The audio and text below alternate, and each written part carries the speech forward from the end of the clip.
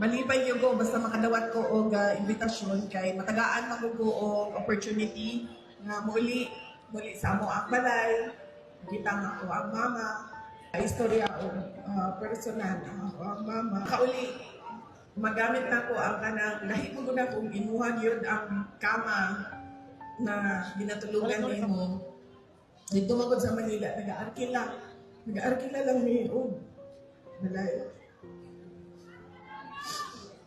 So, dili mi komportable kung asa mi nagapuyo kay dili siya amo aging balay niya. Pero mi mag-amping kay dili kami ang tag-iya sa balay. So, kung makauli mi diri sa some sort of a safe space para sa amo sa pamilya.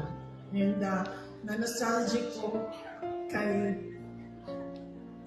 kita na ako mga kaulan sa City Hall kaniyan to and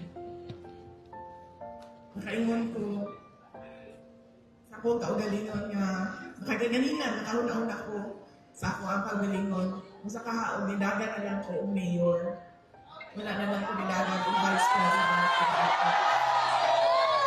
Vice President Gani pag mula ko nagito So, hindi pumayag ang mga tao na hindi tatakbo si VP Sara ng president.